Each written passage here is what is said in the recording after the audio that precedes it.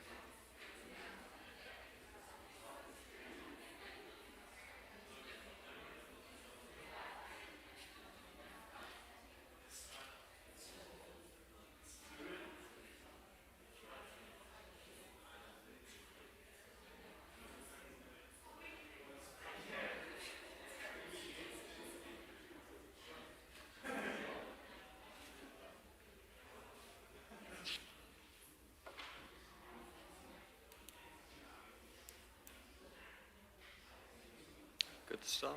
Yeah. Good evening, everybody. First of all, I was asked just to point out that we are live streaming, so we'll sort of try and keep the cameras on the front, but just if they zoom out, just to make you all aware. First of all, so my name's Mark. Thank you very much for welcoming along tonight. Mandy is one of our volunteers at CAFOD, and she's been, yep, there we go. She's been excellent at sort of helping me really sort of establish sort of presence within the diocese in what we're doing. So just to sort of give you a little bit of a background in history as to what we're doing. My title is I'm Community Participation Coordinator for CAFOD, and we are the official charity of the Roman Catholic Church. And my role is a real sort of a blessed role. It's a very fortunate role that it's my responsibility to be the representative from CAFOD across the whole of the Hexham and Newcastle diocese. I was sort of born and raised in this area. Father Andrew used to be my parish priest up in Consett. And it's about making all these connections and realizing that we are one big community, we are one big family, and how we support one another locally, but also globally. I've been in this role for almost a year now. But I was very fortunate that before COVID, I used to work all over the world with a number of different NGOs and on a number of different events. And yet, no matter where I was always sort of introduced to other staff members and colleagues and partners of CAFOD. So I witnessed firsthand the work that the CAFOD are doing. And the focus of CAFOD around the world is to ensure that, we want to sort of strive to take people out of poverty. We want to give them access to clean, safe drinking water, to healthy and nutritious food, to medical care, to an education, and that they have the opportunity to live in peace. And so for me, I've always been really sort of inspired to work and support CAFOD. And as I say, I started this role about a year ago. And then over the summer, I was very, lucky, I'm not sure of the word. I spent 2 months on a secondment with our programs team in South Sudan. And the campaign and what we're going to look at tonight is very much focused on the East Africa appeal around harvest. So there will be times where I'll share my sort of experiences of South Sudan within these stations. I am open to any questions, whether it's during the sort of the chat throughout, or if you want to sort of talk to me afterwards, come and grab me, or I'm more than happy. I'm based in Durham quite a lot of the time, so if anybody's ever interested in sort of having a chat, having a coffee, and finding out more about our programs team, about our experiences, or perhaps even volunteering with us, I'm sure Mandy will always appreciate an extra bit of office admin. Then please do get in touch. I can leave my contact details behind. So focusing on tonight, we are going to focus on, it's called the 7-Station Journey, and it's all about fixing the food system.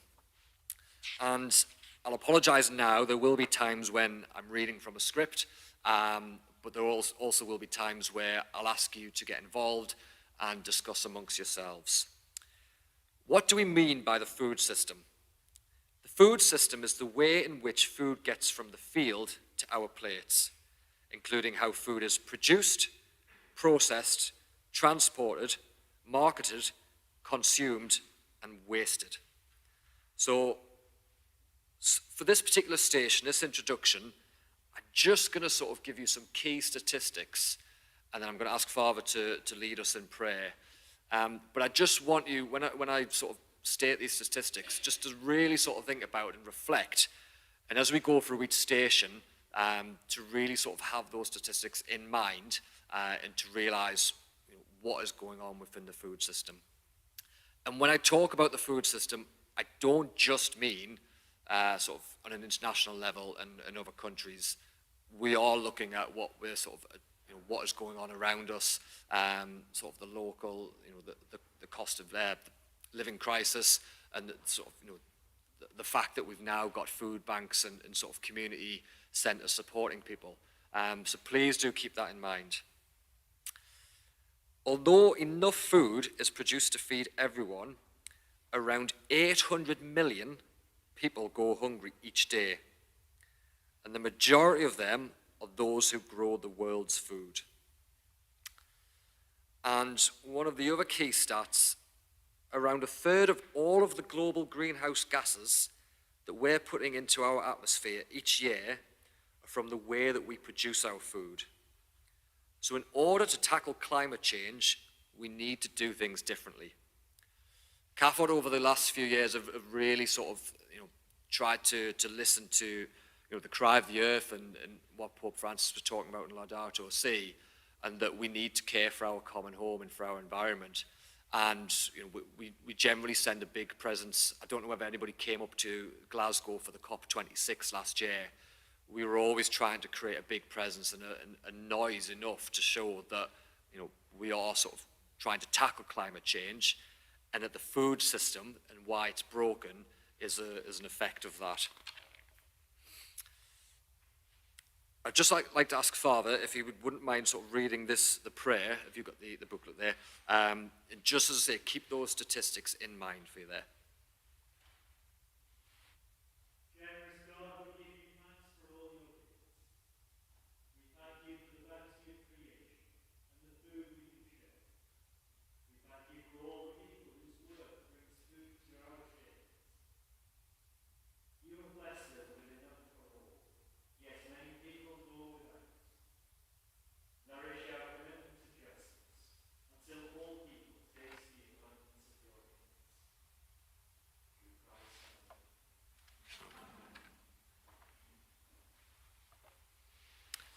So you all should have received a leaflet there, and it sort of outlines some of the key points of each station.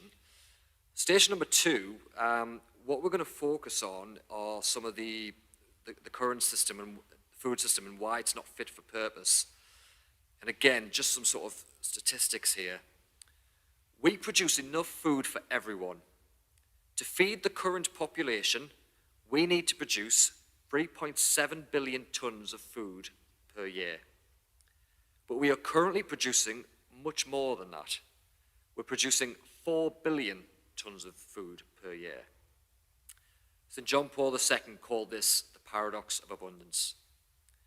What I'd like you to do, you can either do it on your own with sort of silent reflection, or for anybody who's joined us online, or if you'd like to chat amongst yourselves, people next to you, just sort of think about this particular question. If there's no global food shortage of food, then what is the problem? Why are 800 million people going hungry if we produce more than enough food?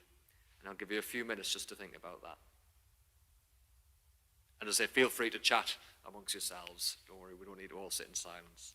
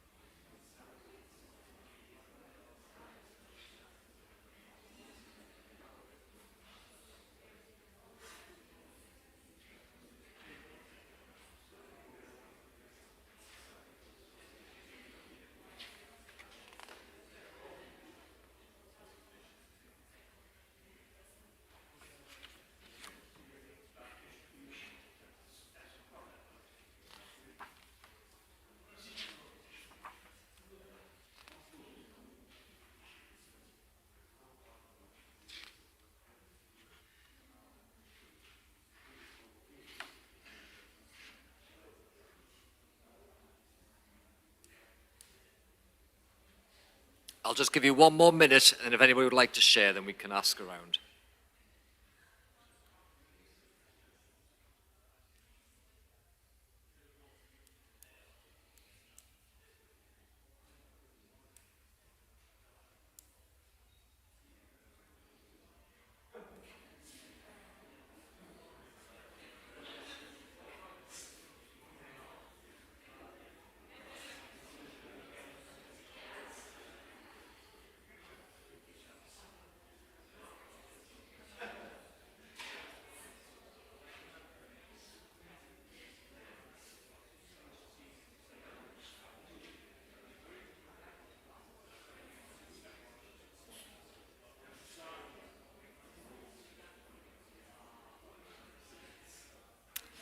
Okay, I'll just ask you to wrap it up there because I'm very aware of sort of timings for tonight. Is there anybody who would like to share from what they were discussing in the groups or on their own? I think if you want to just speak out.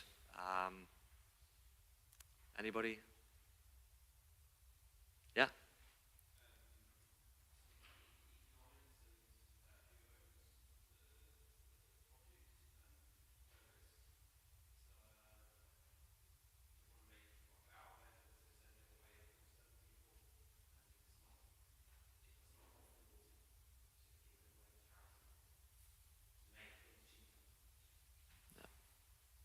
Anybody else? Somebody raised? Yeah.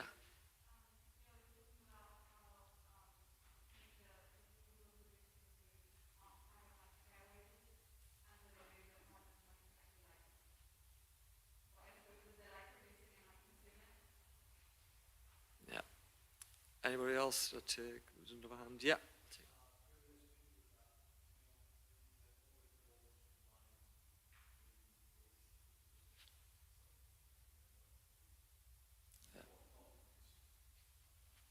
And that's something we come on to a little bit more later about the amount of waste that we go through. So moving on to the next station, we're going to explore different ways in which farmers and their communities are stripped of their power, and how that affects the food system. And I'm just going to sort of quickly touch on a few of the different points, and sort of explain a little bit more on some of them. So there are many ways in which the lives of small farmers are controlled. Community land is taken away. In a lot of forests and rainforests are cut down or burned to make huge areas available for rearing cattle. So, you think about what CAFOD tried to do. We work alongside a lot of partners, especially in Central and Southern America, because they don't have a voice. A lot of the people that we're working with, when big corporations come in and they say, right, we'll pay you a little bit of money for this plot of land.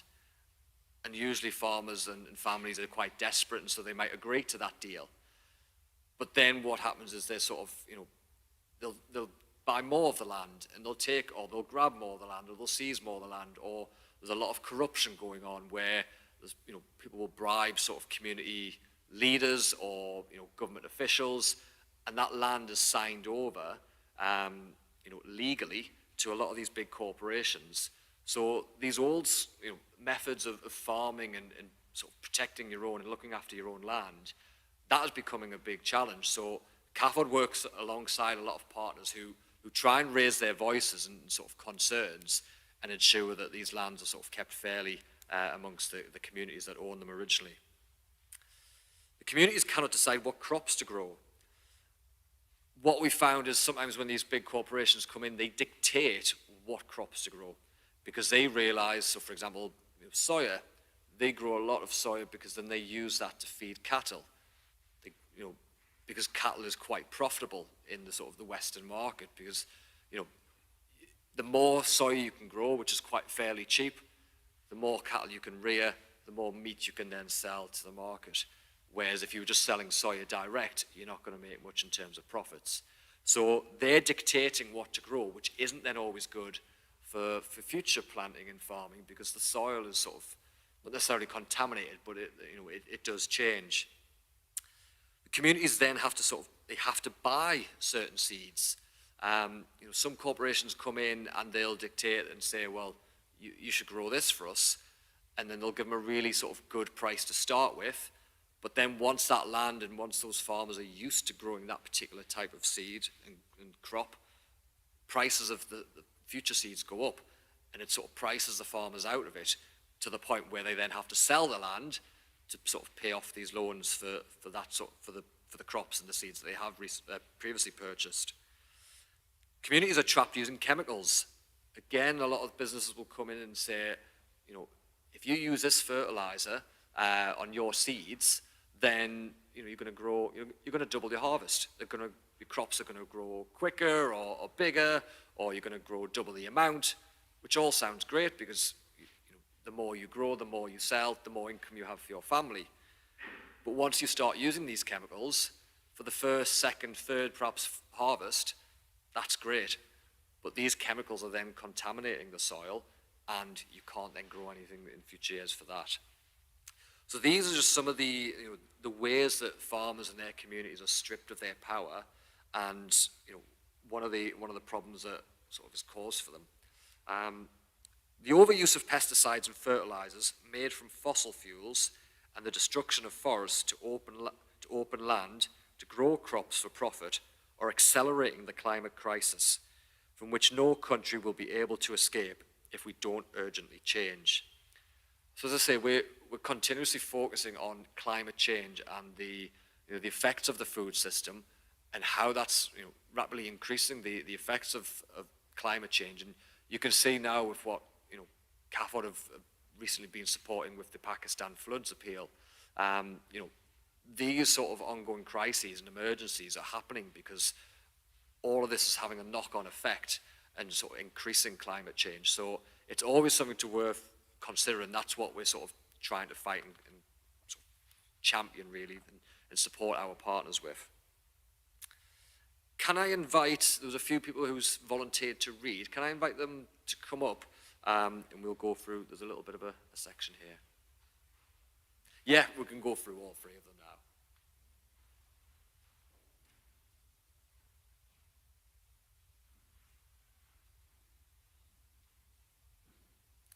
Let's leave that and then just go straight on to the other two. And so you can do that one and then straight on to the other two. So these are words from Pope Francis. We need a new mindset and a new holistic approach and design food systems that protect the earth and keep the dignity of the human person at the centre, that guarantee sufficient food globally and promote decent work locally, and that feed the world today without compromising the future.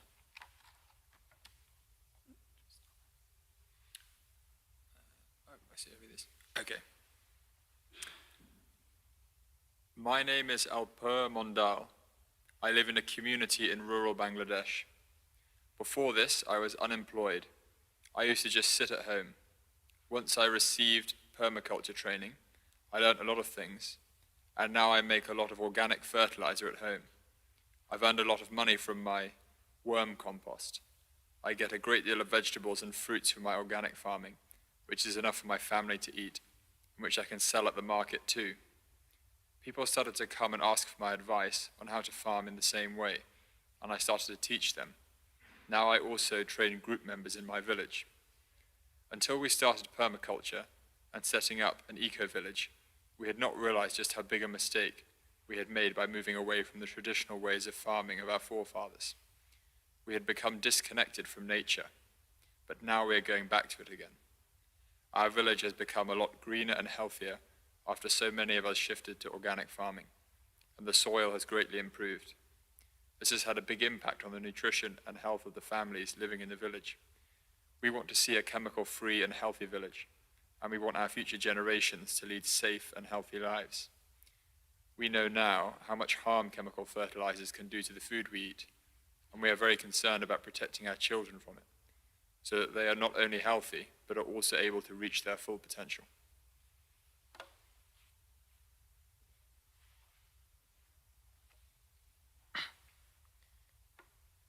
My name is Sushita Roy.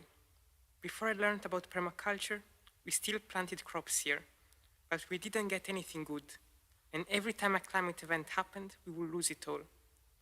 Before, we would only eat vegetables we grew in 3 months of the year. Now, we eat them all year round. We don't buy anything from the bazaar anymore. It's been maybe a week since we finished this winter's potatoes. Now, we are eating ridge gourd, plantain, spinach, and all from our own plants and fields. So what will I need to eat from outside? There are even some chilies left on last year's plants. All the other stuff we need is homemade now too, like ketchup fertilizer, which is kind of a worm compost. We don't use chemicals to kill insects on our plants anymore either. We use organic materials. It's good for my health, and whoever is eating my produce, it's good for their health too.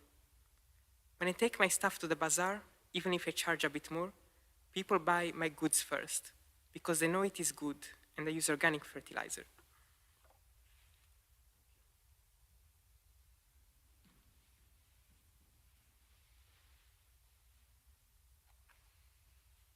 And just to share a little bit of sort of more about that, with basically sort of sharing my sort of experiences within South Sudan. And it was incredible, you hear these case studies, but actually to see the practical side of how it's applied and the benefits it brings to individuals, to families, and to communities is really sort of inspiring. So I was very fortunate. I went up to a small village in Yerol, which is in the north of South Sudan, and basically I sort of was able to see exactly how the programs are sort of put in place. So CAFOD, how we work alongside all our partners of Caritas and all the dioceses around the world. So we always work through a church partner, and what we'll do, we'll help deliver training and education on different techniques and sort of such as permaculture, and explain how that might benefit those people who are struggling with current sort of farming techniques. So to sort of really give that an idea within South Sudan, we trained our staff who were based over there. They then worked with the partners in these rural areas through the church. They would then share the techniques and do demonstrations. And in terms of permaculture, we created what's called a demo plot. So it would be a plot of land about half the size of the church, and within that demo plot, we would grow around 10 to 15 different types of seeds. And basically, it's all about showcasing what these seeds produce, the different fruits and the different vegetables. Because in some areas of South Sudan, they are used to growing the same sort of crops all the time. It might be maize, it might be groundnuts. I'm trying to think, what else? There's a third one that it's just escaped us. But they may never ever consider growing tomatoes, growing spinach. And one, they don't consider that because, one, they don't necessarily understand, they don't have it available to them, and they've never sort of seen it, so they don't understand the sort of what they're looking for. So with this demo plot, we were able to basically dig out and show different sort of rows of planting different crops and the benefits they have upon each other of sort of bringing nutrients into the soil and helping other plants grow, but also stating that throughout certain parts of the year, it's known as the lean period, where certain crops just don't grow. But showing that these sort of, growing 10 different varieties of plants together, you're almost sort of guaranteeing that throughout the year, you'll always have a crop of some sort. And so you can then always produce something which you can then take to market and sell.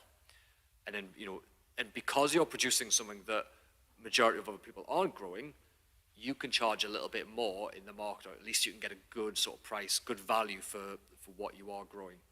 So sort of income generated to then empower people to support themselves. But also as well, if you've never ever seen a tomato before, you don't know, how to grow it, what it's going to do, what it's going to taste like, so there's no real appeal to grow it. With this demo plot, the idea was we're growing everything and giving it to the communities so that they can try it. So it was incredible. This day I went along, all these beautiful tomatoes have been grown, and they were sharing them out and sort of cutting them up and letting people taste them. And the fact that people are able to see what it produces, taste it, and enjoy eating it, that sort of, helps convince people to then think, right, I am on board with this. The next steps, those that we've trained through the church and our partners, they then, they've set up the demo plot. They then work with individuals and families within these communities and help create their own demo plots. And then the knock-on effect is those families, they're producing their own crops.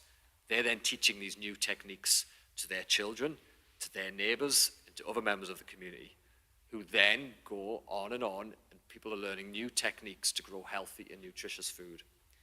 And I remember talking to one lady, Betty, who, she outlined some of the advantages straight away of how much more money they've generated as an income for what they sell at the market. They can pay for school fees. But also because they were growing a variety of healthy, nutritious foods, she noted that the children were going to school more often because they weren't becoming ill. They were building up a resilience in their body so that they were healthier, and so they weren't having to stay off school and miss out on an education. So it's all these sort of small knock-on effects that really, these sort of techniques are important to share.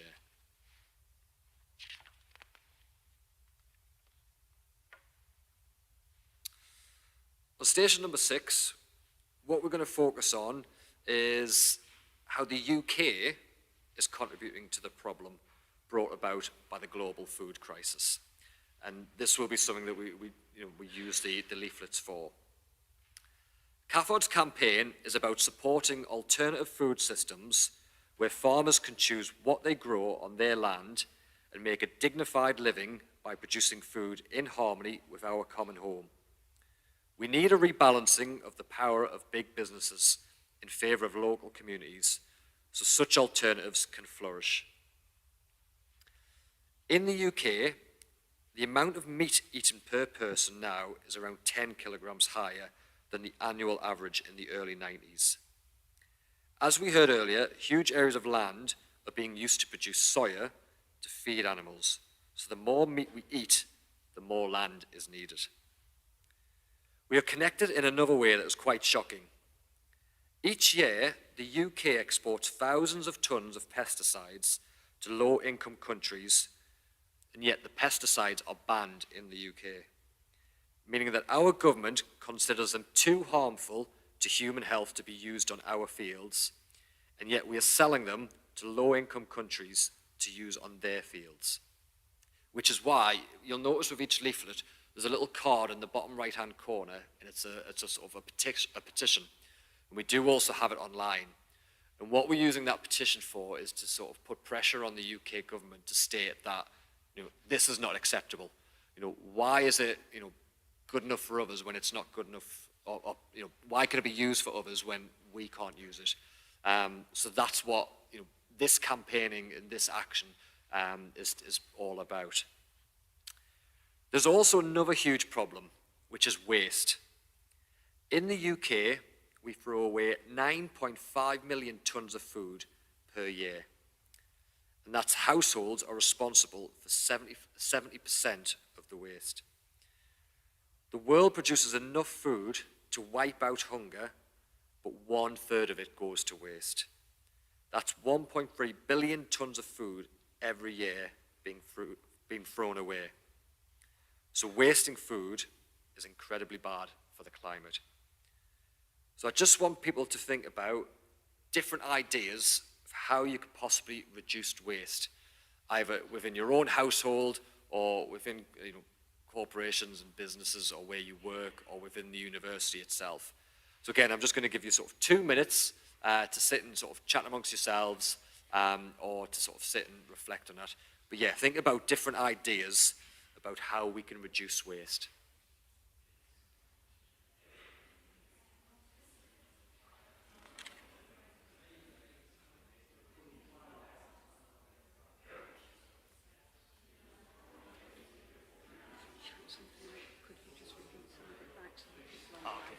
Okay.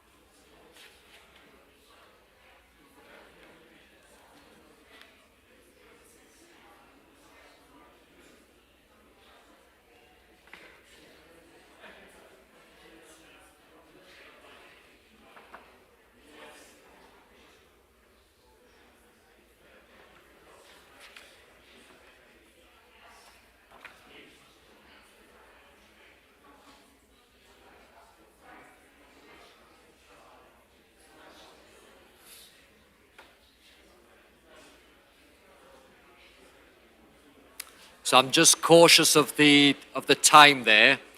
So what I'm going to do is ask people, again, if you've got any ideas or suggestions, just raise your hand, we'll shout it out, and I'll repeat them for anybody who's sort of watching online. So any ideas that people wish to share there? Yeah.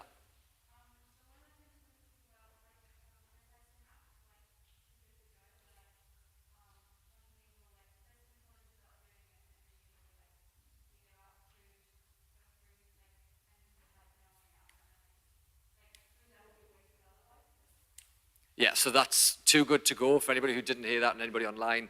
The use of different apps, they are really good because what companies are starting to do now, food that would otherwise have been wasted at the end of the day, they're reducing to a really low price, and you can pay for that and go and collect. It does usually mean you never know what you're going to get. Sometimes you get, a bag of some amazing. I think a friend of mine did it with Millie's cookies, and they had an absolute treat. But some of them are wasted. Some of them are used different resources, but at least it's a good start because, as we say, it's going to reduce the amount of waste. Anybody else? Any other ideas they wish to share? Yeah.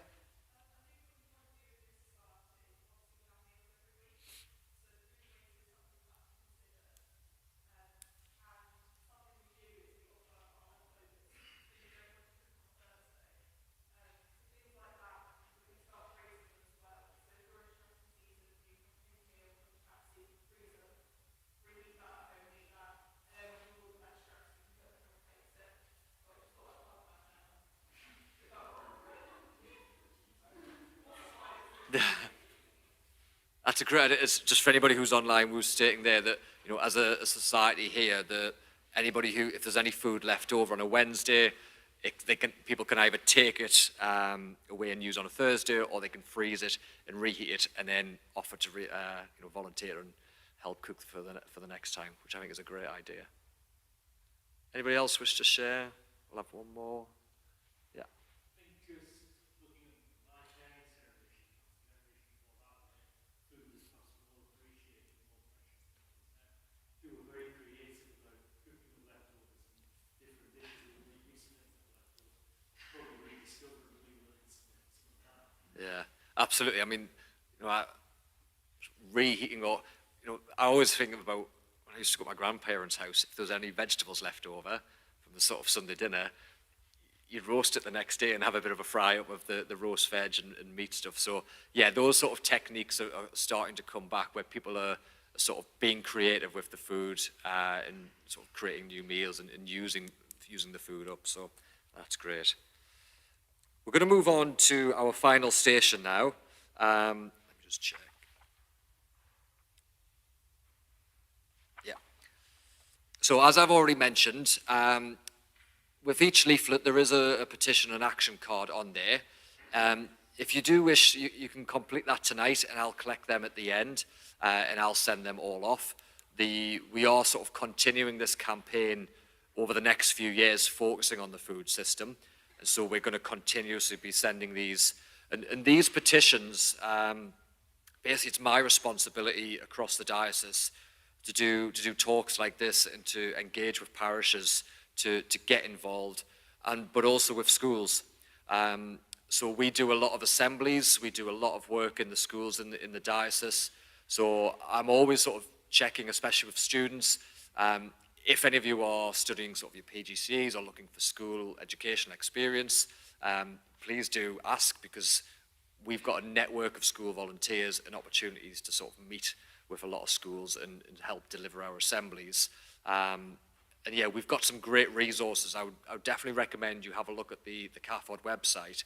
We've got some great videos and resources basically explaining all of this, but to the younger generations so that they are more aware and that they start to act as well.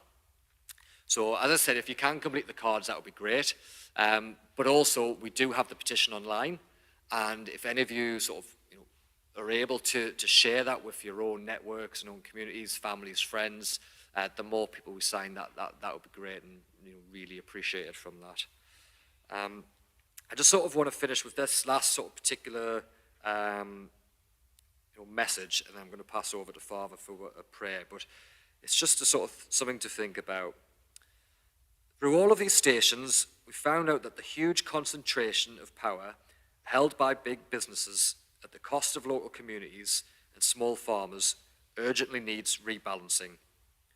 We need alternative food systems that help tackle the climate crisis rather than fueling it, and that put people first. The good news, these alternatives already exist, and communities who work with CAFOD are leading the way.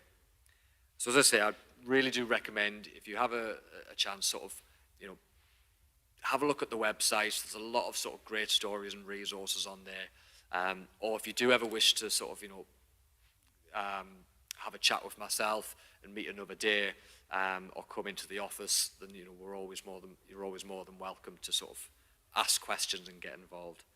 So thank you very much, everybody, for taking part. I would just like to invite Father to finish with a prayer there. You've got it there.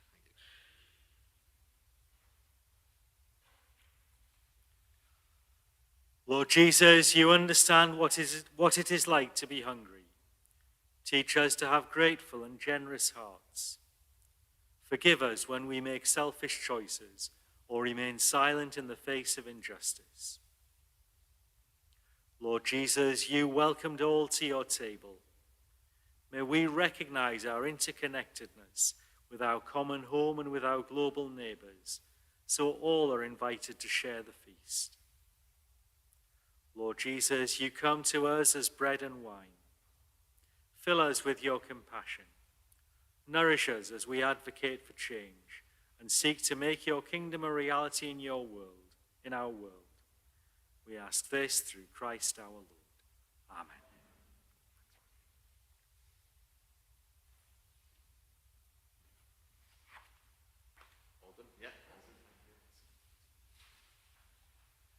So thanks, Mark, giving us plenty to think about, to pray about, to reflect about, and hopefully to act upon as well.